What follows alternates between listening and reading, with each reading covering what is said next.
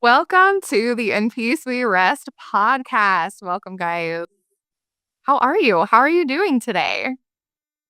Ah, just before we started recording, we were talking about how busy we are, and I'm sure I think it's kind of a little bit of a weird busy season for everyone, but I'm excited to talk about what we've been doing in our personal lives here in a minute.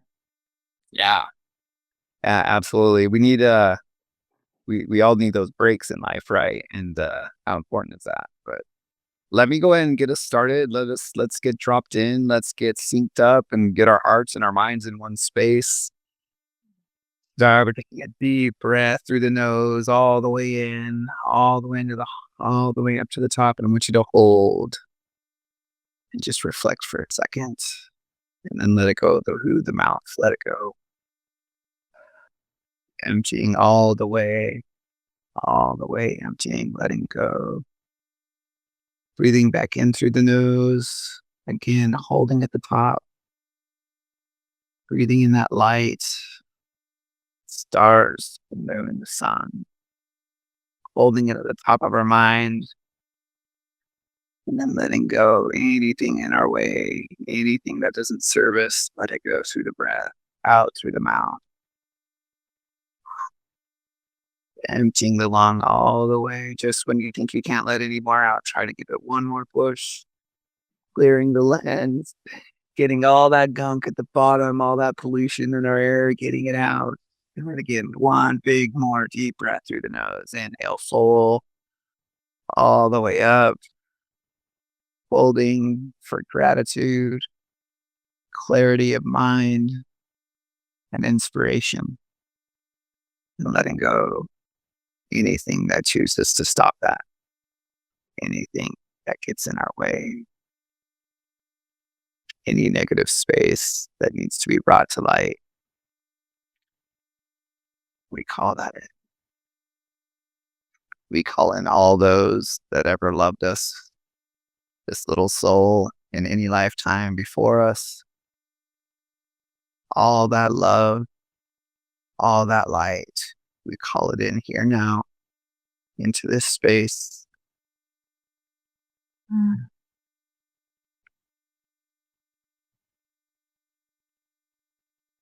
Take that.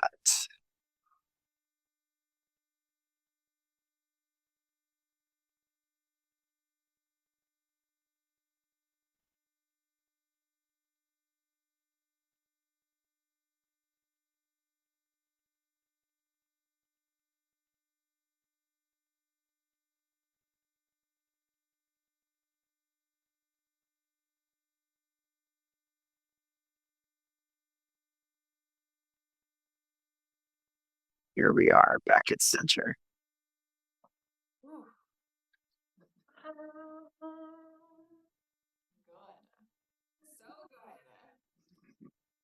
I'm sure our listeners are like, are they still there? I'm so curious to hear from our listeners. Like, how uncomfortable were you in that silence? Or how peaceful were you in that silence? I think sometimes that silent moment can be unsettling for some, but it's like my favorite. It is. And I'm learning that too, Roxy. Like it's some of my like our instinct is always to like go and speak and fill that space. And when we're trying to heal, we're interrupting what's energetically trying to heal us. And we have to hold space for that in all ways. And the silence is a beautiful thing. That's one like, you know, I love silence. Yeah. It's a great So much gratitude for that moment because today has been a crazy day. I don't know what it is about hump day for you guys, but for me, it's always just like go, go, go, constant, constant, constant. And I am struggling, I tell you. And I have so much gratitude when we do this podcast and we just take that little moment to just sit and breathe. It's so simple, but we don't do it often enough. So I hope that this encourages people to just breathe. Take a minute, mindfully breathe.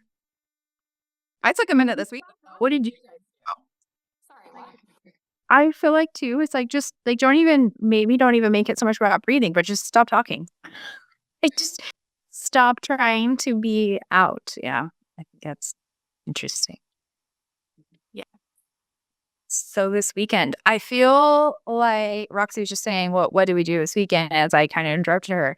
I'm really excited to talk because all of us have had some really fun stuff happen in the last couple of weekends. Not necessarily, I know Jerry had Ian on fire 2 weekends ago, but he's basically brought him home recovering. And Roxy went camping this last weekend, and I had a retreat this last weekend also. So I'm excited. Let's Yeah. Yeah. And I'm still coming back from it. I mean, I'm still coming back from Jamaica still. I think a little part of me is still trying to figure out that, that little adventure. But yeah, this last weekend was on Fire. It's a festival down in Cedar City. It's about healing your feminine side, that real, just that nurturing motherly love that a lot of us don't get. And it's we know the people that started it, me and my wife Jenny. And so they've had us now. This is 2 years in a row. Last year we were on stage and we did our little sound, soul, and magic event where we did like I call it a 5D sound bath. We did that live on stage last year. And so this year, I decided I wanted to teach. And so I had the opportunity to,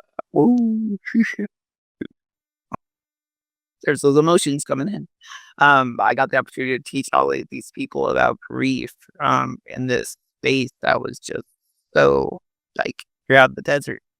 You're so vulnerable and there's all these strangers, but the people there, all they want to do is help and love and grow. And it's like us times 2,000, right? It's just so many great souls and so many people that need help and healing. And so we get the opportunity to go down there every year and teach and facilitate these healing spaces to for me, get through some of the harder things like grief and death and loss, and do it in a safe space where it's at a festival where you wouldn't expect it.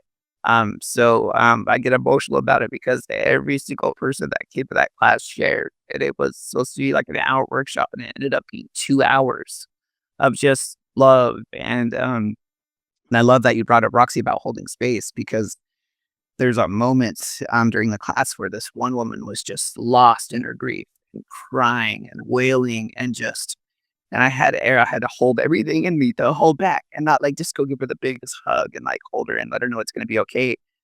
But that happens too much in our society, that happens, and we don't get the chance to really feel that. And that emotion has to come out. And I really was able to witness that there. And as I sat there for about 2 minutes, of course, everybody in the group, they started gathering around her and holding her. And it just became this very beautiful thing that all these strangers can come together over music and love and healing and just create such a container of beauty. And you get to see like the humanity at its best. And, we take our e-bikes, so we get to ride around all the time, and there's like a little track. And our St. George family comes from St. George to Cedar City to be with us as well. So we have a lot of friends down there that does drumming, and that's where Jenny learned how to make drums. So anyway, the festival is amazing. And then let's not even talk about the music. The music was ridiculous. If you want to look up one of the most beautiful singers voices on the planet, her name is Dea Dova. She's from Australia. Her voice is goddess like. And just to see her, not only we get to see her actually perform with her and her husband, but and we also got to be in a workshop where she talked about her experiences. It's like, here's this like mega star that's like one of the best vocalists on our planet, and she's speaking to you direct face to face about how she overcame her life from like leaving her family with a bag packed and went on to become a rock star. And that's what she did, So just, you get to witness beautiful stories like that, and you get to see, things that you wouldn't expect. Like me and Jenny always dance right at the front of the stage, and we have room to move. And like, it's not like a mosh pit where you're getting tackled and smashed. It's all love, and everybody wants everybody there to have a great time. And so that's every year around this year. The tickets are already up right now for next year. If anybody wants to go, reach out. If you have any questions, oh man, I would love you to be there. It's it's great. And it's a camping setting, so you get to rough it. Most of our friends have tents, and we have like a little bonfire, and we cook and eat food and hang out around the campfire at night. We brought our sound table, and we have a little dome tent that we use, and we were doing like sound healing sessions in between all the things on just people. And I received also, I got this crazy massage where this girl was like bending me over my back and absolutely loved it. Like it was ridiculous. But yeah, so it's such a beautiful container, and it's 5 days. So we were there Wednesday through Sunday. So it was a lot. And me being a reflector, I absorb a lot of energy, and so I love being in it. But man, does it take me a minute to process it all? So yes, that was 2 weeks ago. But man, I really wish you said that it takes a while for me to come back. It really does, because that was a lot of energy. But man, so much growth, so much love, and yeah, I can't wait for you guys to come and be a part of that next year, because it's a can't miss play thing. Yeah, I know. Jerry's wife, Jenny, is also my friend. And she had Mark with me after it, and she said, "How do you say your name? Deadova? Is that how you say it?" And I was like, Yeah, date over. she was like mesmerized by her, and she really spoke a lot too. And I'm saying this because I'm actually curious what your perspective of it is. She was talking a lot about how beautiful it was to see her partnership with her husband and her. And I'm curious, as you and Jenny went together to that experience, how was that for you? Was it interesting to see another pair that kind of worked together in that way? Yeah, absolutely. Because yeah, me and Jenny, like sometimes I feel like we're a little bit of an anomaly, and a lot of people want to have the relationship that we have. And so when I'm able to see it in other people, that just makes me feel really good. Because a lot of people say, "Oh, nobody can have the relationship that Jerry and Jenny have because it's so blah blah blah," right? All roses. We all know that's not true. It's relationships are hard. You have to work on them. But but that when, but yeah, when you're able to see this grown successful couple like out there literally like seeing like pure love and energy in the hearts of people, and they're gonna do it together, and you get to watch how they look at each other, and you get to see that connection. Yeah, I think it's beautiful, and it's inspiring to know that that kind of love exists all over the place. I think people need to witness that more. Yeah. I think it is such an interesting thing because, you do see relationships like that. And when you can peel them back, just like you did, like you guys are very different people, but you see that in yourselves. And then you kind of, it's, there's the great support that comes from that, but there's like a lot of surrender. I know you guys have had to work on. And so has. And it's messy, and actually that's what they talked about in their little workshop. It's hard sometimes, and sometimes you don't see eye to eye, but it's just a part of the growth. It's just being able to give and take, and know that life comes at you in waves, and then it's how you take them as they come. Yeah. Yeah, but yeah, I loved her. Go listen to her. Her stuff's awesome. Same with our other band that was there is Dirtwire was there, and they're like honky tonk electric swamp, I think is what they called it. Like so much fun. All right. Yeah, Dirtwire, and then on the first night is one of our favorite guys, and he's it's Gone Beyond. It's just but they weren't there. The full band wasn't there because of some drama in the band. So good things. One of the guys became like an actual like actor, like for Broadway. Like he got set up to go be a singer on Broadway or something. So, anyways, funny story. Yeah, but yeah, great music, great people, and man, um, once a year is great. It's kind of a fun like end of the year kind of festival to go kind of unwind and just yeah, hang out with good peeps. I'm curious for anybody who's like never been to a festival before, right? I feel like there is a belief out there that there are like festival people and there are non-festival people. Where does like Yin on Fire fall among the spectrum, and how can we like help people gauge if this? I understand that. So yeah, so I kind of measure that in safety, right? Were there any moments where I felt unsafe? Um, it's kind of funny. This is one thing I noticed at the festivals that me and Jenny go to 2 festivals a year, and I would say they're probably very light as far as it being considered a party. It's more of like hanging around by the campfire, listening to good music type festivals. Um, and I think what I notice is that there's not a lot of alcohol use. Like hardly any that you actually notice. Even like sales, it doesn't seem like there's a lot. Like from what I used to remember as a kid. So at these particular festivals, there's not a lot of that. So there's not a lot of aggression. A lot of people are more grounded in their minds, and more about love and energy than they are about ego. Because I think a lot of times alcohol, when you get into that space, ego takes over. And then if you're at a festival dancing, that ego becomes, like the ones in the desert that we all hear about, and what is it, the fire festival and all the disasters that happen for people. But I think a lot of that is driven by the type of medicine that we put in our bodies. Mm. I agree. That's such a beautiful thought, is like when you're going to a festival, because like I'm not really a huge, like, I wouldn't say I'm a festival person, because the energy feels really big to me. So if you're the kind of person, maybe like a safety thing is ask people who have been.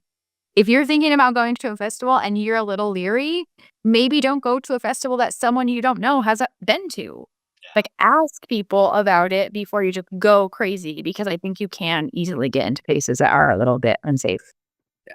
And look at the demograph. Try to find out what the demograph of it, because honestly, the demograph of the two that we go to are honestly everything from 18 to 80. Like there's such a range. And I think that's another reason why it feels more safe, because there's more, it's a broader spectrum of people, and everybody there is there for the right reasons. And that's just to feel good. The other one's called Fort Desolation, and that's in Torrey, Utah, outside of Capitol Reef. And that's just like a jam band, rock and roll, country. But that one's really chill too. And just, good people.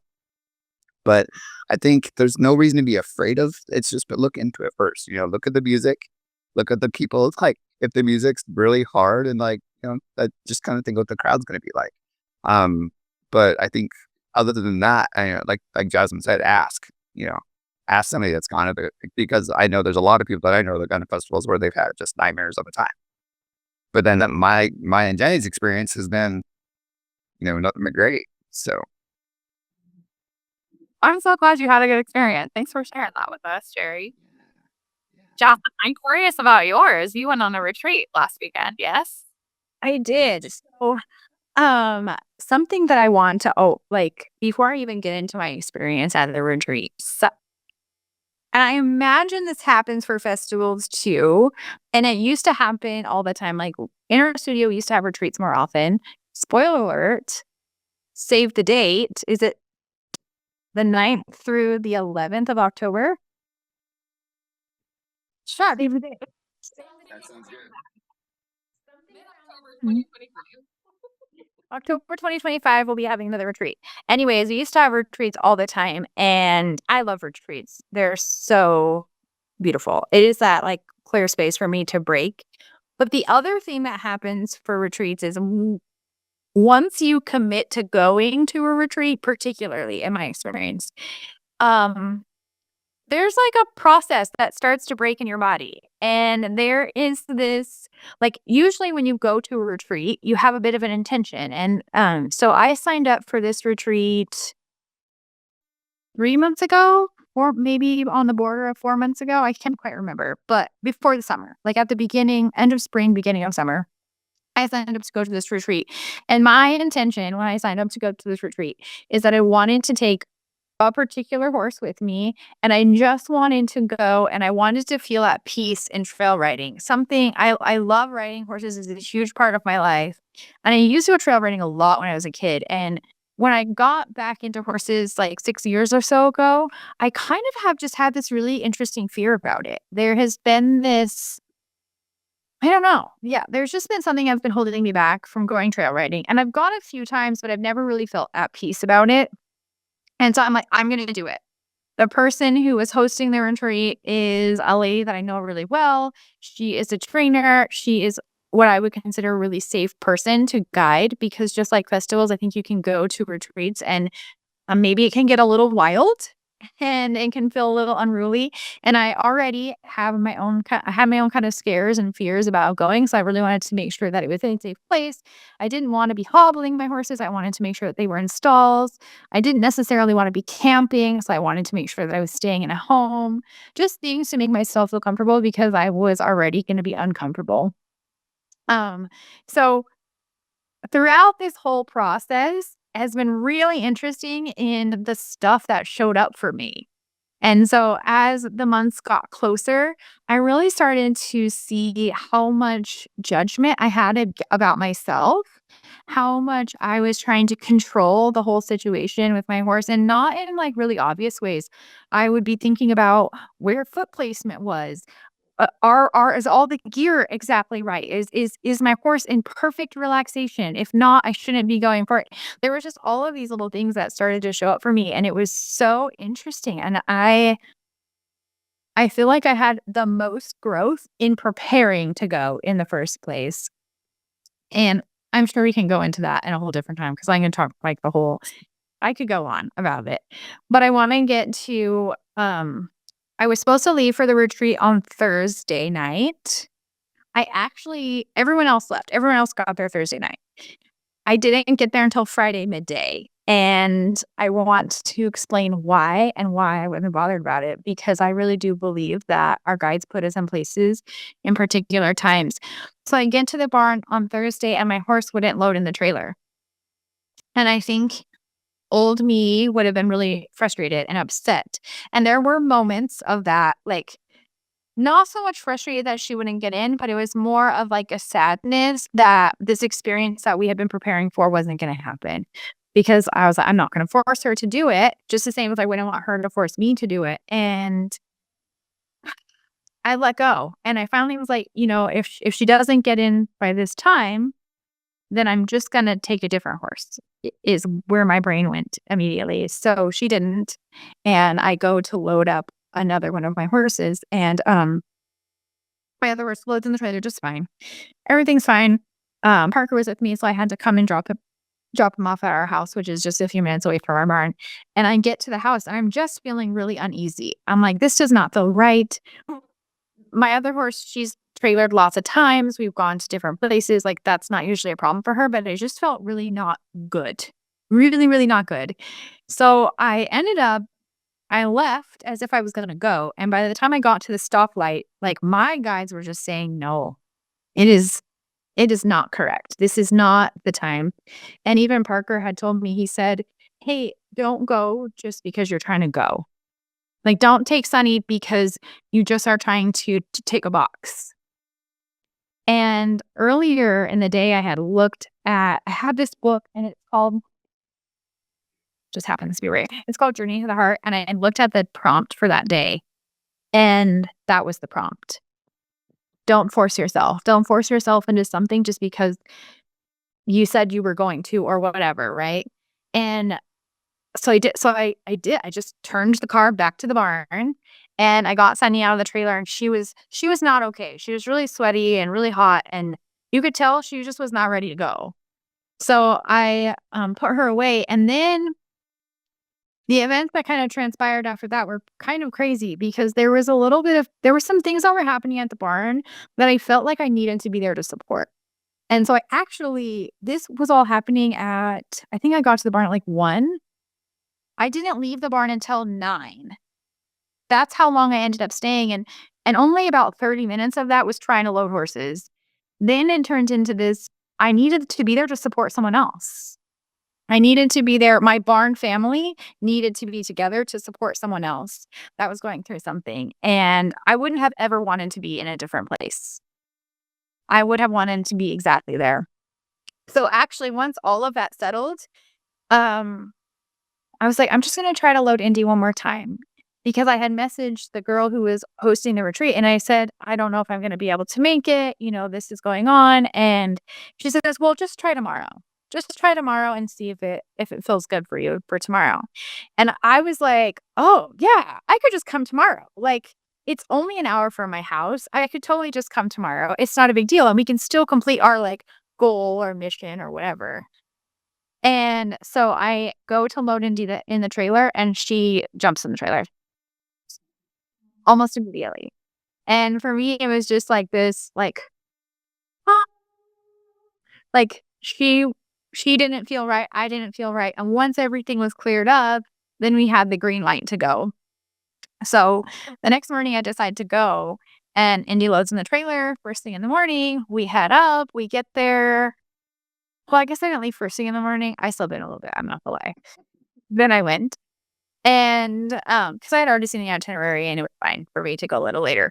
Well, I get to the retreat location, and the woman who was hosting a retreat was like, "I'm actually really, really glad that you were not here this morning, because the trail ride this morning, I don't think would have been conducive for Indy, because she knew it was going to be our first trail ride out, and we ended up being able to go, and we had our own. She took me, and it was just the two of us that went together. And we really worked through some stuff. We really worked through, we did a whole trail ride, which I was really, really proud of. I would have been happy just walking it, but we ended up riding the whole trail ride, and we worked through some hard things for both of us, some moments of like, ah, and I was so proud in the end because it worked out as it needed to. And I think this experience was always showing me, one, how to just receive support, how to receive support from people, how to show your vulnerability. And I have been riding a really long time, and I have done all day, all night camp trips with horses. Like, I've had so many experiences, and I kept telling myself, like, you should have been okay with this. Like, this should have been okay. And it was hard. It was really hard for me. And this whole retreat was just such a reminder that the more I was able to be vulnerable for people. A piece that I didn't say already is when Indy wasn't loading the trailer and I didn't take Sunny, people were offering for me to take their horses. And they were offering support and helping me in all the ways. And I was able to actually receive that. And I think Old Meat wouldn't have been able to, because I would have been so worried about people judging me because it wasn't perfect. And that's something that I've been really working on. And then to be able to go up to the retreat and to be able to say, I'm scared. And to be able to say I need support and help in moments when I really was. And to not push my body through something, to not force myself into a situation because I needed to get over it. But to be able to say, hey, I'm really scared here. I need to breathe. I need to take a second. And then to allow someone to support me through that still and be able to get over it. That you don't just have to push yourself through the fear, that you can pause, you can kind of pull back for a second, get your breath, and then still go forward and complete. So in the end, we took 3 months to get to where we were. Indy looked like a rock star she was amazing and she did so good. And I was really proud of myself. And now we're kind of looking for a next adventure into how do we keep developing a relationship and kind of pushing forward with goals in mind, but not feeling like a failure if the goal doesn't turn out exactly as it should, because maybe the universe is making it work out for you in a way that was so much better, because I couldn't have imagined it working out. Like, if I would have gone perfectly on time, the whole weekend I think would have been ruined. And how cool that the universe, right? It's just the universe really lighting that path. And I think one thing that really stood out in what you were saying was how cool was it that not only was your intuition on, but your horse's intuition was on, like just like synced up, like completely synced in that moment. And like, how beautiful is that? Like, not only does the universe speak to you through you, it speaks through you through your animals that are all around you. And if we just kind of step back and witness, like, right, how awesome is that? Yeah, I loved that. I felt like my horses were so supportive. Parker would, like, the people in my life in general were incredibly supportive. And everyone was like, hey, maybe try this. And it was just these little guiding lights that created a new path. And what felt like the last minute, what felt like I was ready to just say, okay, well, it's not going to work out. But then there was this huge circle of people who were like, but maybe like this, and then maybe this next step. And I think had I not surrendered to that, and that's why I feel I teach so much about surrendering to your intuition, surrendering to what your body tells you. Had I not surrendered to that, it would not have been that experience, because I wouldn't have been able to receive the support. Yeah. Well, knows what would have happened on that trail ride, right? Where you could have been, or that's higher power looking out for you, man. It's pretty awesome. It was really good. Yeah, I'm actually reminded of a card I pulled during a session last night, actually. And it kind of talked about this very thing, this idea of acknowledging the discomfort of the growing pains of things not being the way that we think they're supposed to be. or that we plan on them being, and also divine timing, right? So like we have all of these goals and these things that we're working towards, but are we open to receiving the essence of that and open to the way that it comes in? Yeah. And I feel like so many of us so often are forcing that because we have a magic formula that we created in our head of this is the way it's supposed to be, and A plus B equals C. So if I do the things, I'll get what I want. And I hear all the time just sheer disappointment from humans working their formulas and it not working out because they're not open. Yeah. Yeah. I want to read something. Can I read something to you guys? So today's journal prompt, I was having a bit of a moment this morning and I looked in the journal. Like, they're not really journal prompts. They're just like musings, I suppose. And it says, trust in the unknown. Look and see how much you changed. See the difference in your perspective. Remember all of those years that you were so fearful, trying to peek ahead, trying to see what the future held. Remember how upset you got, how uncertain and abandoned you felt because you didn't know the plan. Now life is taking you to a new place. A new place here, but a place, not a new place here for you, but a place that is ancient. All along, you were not supposed to be getting the answers about what the future held. You were supposed to be learning the magical ways to trust your inner guidance. Learning to feel your way through, trusting, committing to your vision, your energy, your purpose, your path, your place. Every day and moment along the way, you are supposed to be learning how to allow the universal magic to unfold and trust that it would. You have been learning this lesson and you have been learning it well. It goes on to talk a little more, and I just, in the last little sentence, it says, not knowing has taught you about life's magic. It has connected you to yourself and to the universe. It has connected you to God. Not knowing has taught you to know more than you could ever have imagined. And I feel like that sums up like really what this whole retreat was about, and particularly the last few days and going on the journey was for me. And then I didn't even speak to the pieces. So like I went to this retreat and a lot of the people who were there were like pretty like hip or dip like me, you know? And oh my God, I had the best conversations. I really did. I got to meet some people who I internet knew and that were like, you know, horse people like me.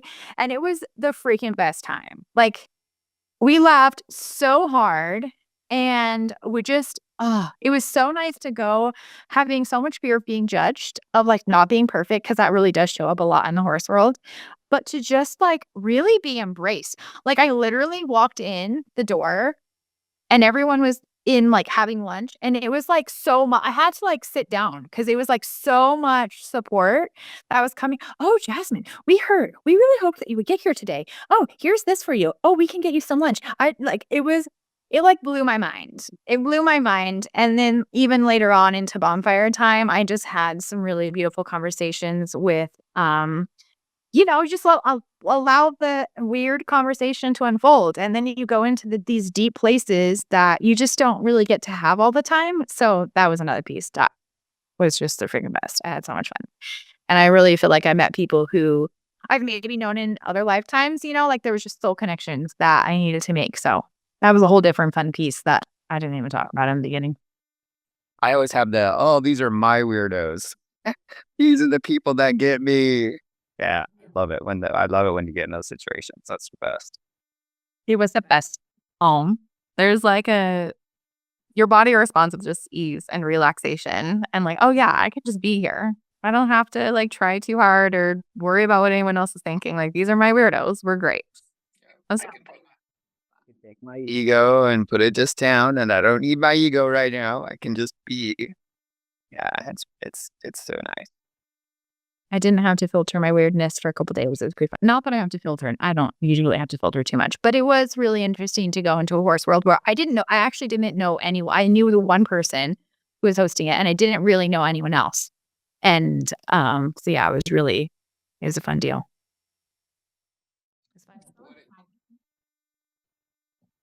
What did you do, Roxy? What was your weekend like? Yeah. It doesn't feel nearly as exciting, but it was. Like, I went camping. Like, my favorite time of year to go camping is in the fall. When the leaves are changing, everything gets a little bit more quiet. The campgrounds aren't as full. The weather is perfect. Ah, it was lovely. We just went up to a local camp spot just below Causey Reservoir. And we pull up and there's the little river that runs through along the campsite. And so every time we go, I always want like a water spot because I love just being next to the water. And last year, my husband discovered another camp spot that's not by the water. And he was really wanting to do it. And I was like like a little like, no, I don't want that. And he like, just get out and look at it. And if you don't like it, I'll go find another one. I'm like, oh, fine. So at this point, I'm just humoring him, right? And I get out and it's like this little nook. You have to go through the driveway. And then it opens up into this like beautiful circle right up against the mountain with a layer of trees between it. And there are these little openings. They look like little like witches' covens, like little like they'd be sitting under there doing spells kind of thing, you know, opening up into the wilderness. And I walk along the drive and I see this whole family of deer right there and like little chipmunks scurrying, or like all of the wildlife was in this spot. And I turned around and I was like, yes, this is a spot. This is where we're staying. This sounds great. And it's just something here, so we're gonna stay. So we get everything situated. My daughter brought a friend for the first time camping, which was really fun. And she had been camping before, but had never had a good experience. So she wasn't super looking forward to the trip. But by the end of it, she didn't want to go home. So that felt really great that she felt comfortable enough and they explored enough and they were just able to be and enjoy themselves amongst the nature. And I feel like in years past when we have gone camping, there's anytime we go away for a weekend, whether it's a vacation, camping, whatever, there used to be this really strong mindset of like, okay, this is our time to play. We have to make the most of our playtime and do all the things, right? There's that checklist mentality that we were just talking about.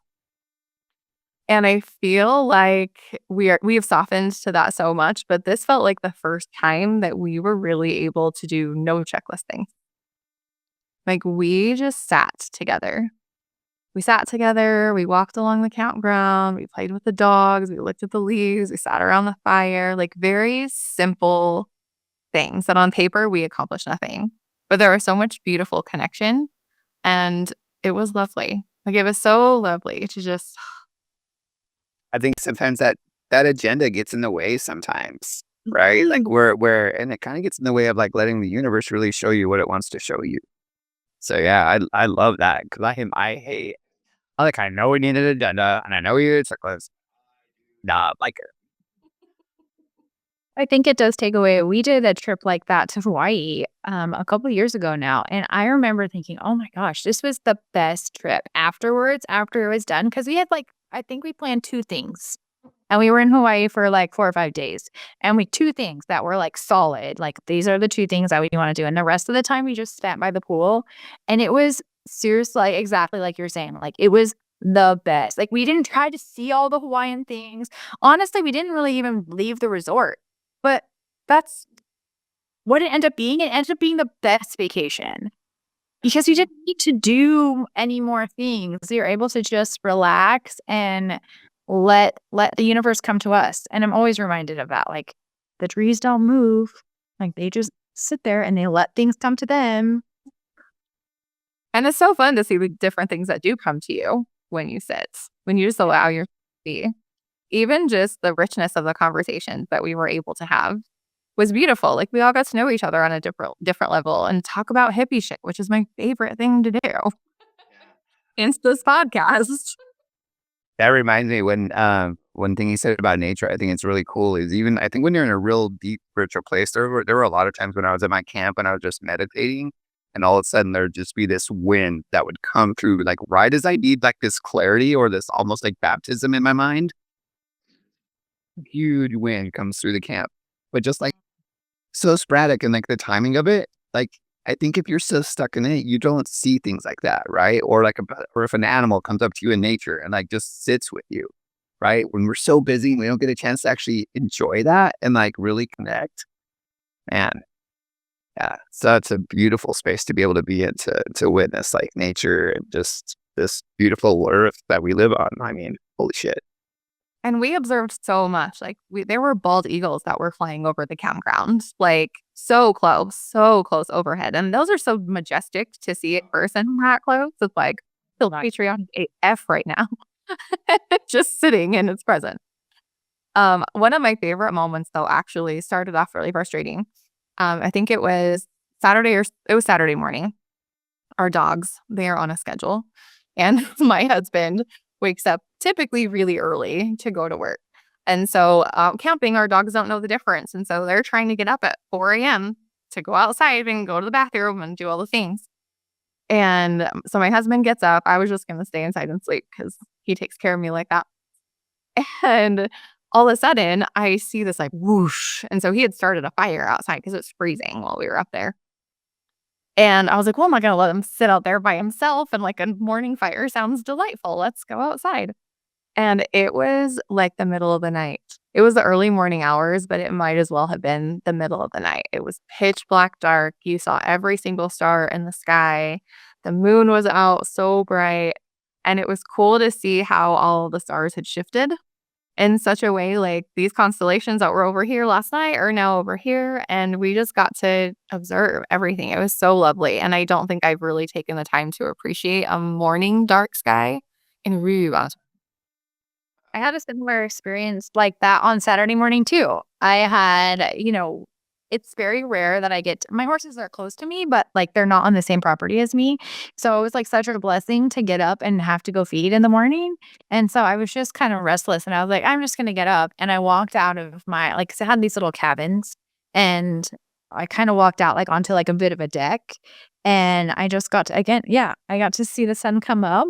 And then I just walked down to the barn and just sat there. And I agree. I feel there is not a lot of love and appreciation for the morning sun because oftentimes like I'm not a morning person. I'm not getting up at 4 a.m.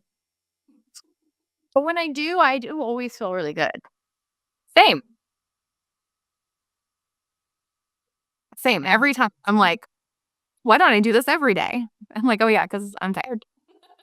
Because I'm human and this is super loop. Isn't it great? I am used to so early and you're just like, oh my gosh, I have so much more time for activities or whatever I want to do, right? I can like leisurely drink my coffee and watch my shows or read my book and it's quiet because no one else is up. But, not as often as I wish I would. Yeah, I'm a night owl. I'm a night person through and through. I have a hard time in the morning. The mornings remind me of basic training in the Army, Jasmine. It's not my nope. I do get that. Yeah, I see you. I see that feeling like having to get up early in the morning is rough. You know what is the thought that just came into my mind a while ago, like this must have been like 2 years ago now. Parker had like a toothache and he had a crown that was like coming off of his tooth, but he was in a lot of pain. And so I was gonna like, okay, I'm just gonna go get you some numbing stuff.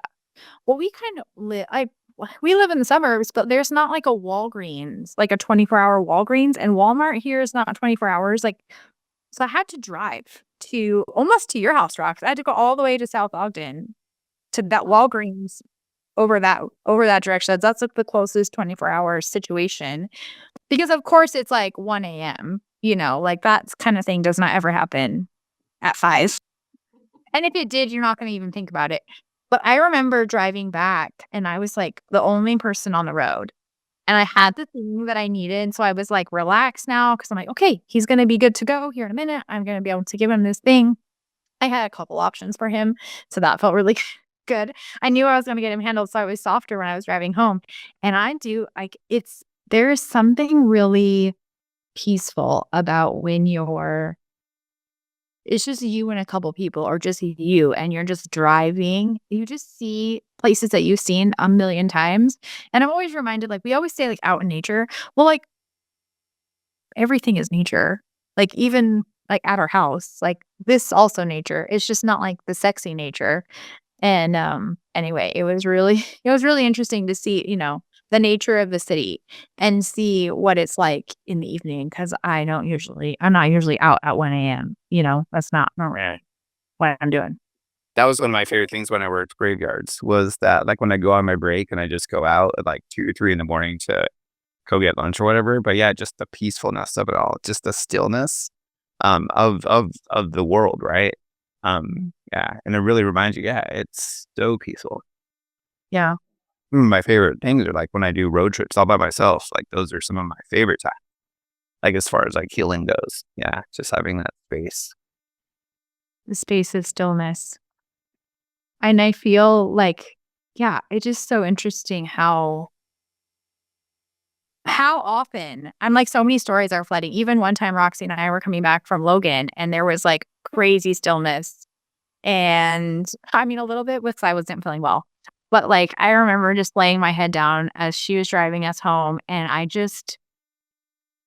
it makes me think of the wind piece for you. Like you had said, like I could just feel the trees because I was still enough and I wasn't trying to have conversation.